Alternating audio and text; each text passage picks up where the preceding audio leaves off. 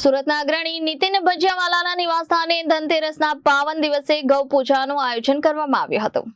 સુરતના અગ્રણી નીતિન ભજીયાવાલાના નિવાસસ્થાને ધનતેરસના પાવન દિવસે ગૌ પૂજાનું આયોજન કરવામાં આવ્યું હતું। ધનતેરસના દિવસે ધન એટલે કે ગાયની પૂજા કરવી એ શાસ્ત્રોક્ત માન્યતા છે। ગૌ પૂજા કરવાથી ઘરમાં ધન ધાન્ય અને સમૃદ્ધિનો વાસ થાય છે એવી માન્યતા લોકોમાં છે।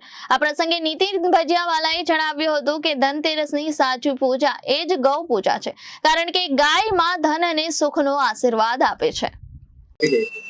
જી નીતિન કાકા, આજે જે પૂજા કરવામાં આવી છે, આજે ધનતેરસ છે। અમારી છેલ્લી 4 પેઢીથી ગાયનું અમે પૂજન કરીએ છીએ। અમારું માનવું છે કે આ દેશનું સાચું ધન ગાય જ છે અને ગાય આધારિત ખેતી છે। જ્યાં સુધી ગાય આધારિત ખેતી થતી હતી ત્યાર લગી એક ભૂતકાળમાં ગાયન પણ હતું, મેરે દેશ કી ધરતી સોના ઉગલે ઉગલે હીરે મોતી, એટલે સારા પાક ઉગલતી હતી આ ધરતી। પછી યુરિયાથી ખેતી થતી થઈ ત્યારથી જમીનની પણ પ્રત બગડવા માંડી અને માણસના સ્વાસ્થ્ય પણ બગડવા માંડ્યા। મારું માનવું છે કે ગાયનું ધણ એની જ પૂજા હંમેશા થવી જોઈએ, ભારત દેશમાં તો ખાસ કરીને।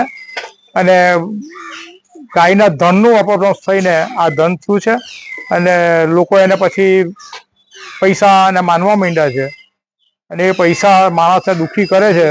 ગાયની પૂજા અર્ચનામાં સુકન લઈને બી ગાયના જતા હતા, એક પરંપરા એવી બી હતી। હા, ગૌ ધૂળીની બી એક પરંપરા છે ગામમાં, એને જ આપ કઈ રીતે મૂલવો છો ને શું કહેશો? હા, પણ એટલે એ જ કહું છું કે ગાયની પવિત્રતા જે હતી તે હવે લોકો ધીમે ધીમે ભૂલી ગયા, કારણ કે ગાય આધારિત ખેતીમાંથી હવે યુરિયા આધારિત ખેતી થઈ એટલે માણસની શક્તિ જ નથી રહી કે ગાયનું કંઈ કરવું એમ। નમાલો થઈ ગયો માણસ આવું બધું ખાઈ ખાઈને। તમે કેટલી પેઢીથી આ કામ? અમે 4 પેઢીથી આ કરીએ છીએ આ પૂજા। Reporter Arvind Rathod, Janadesh news, Surat.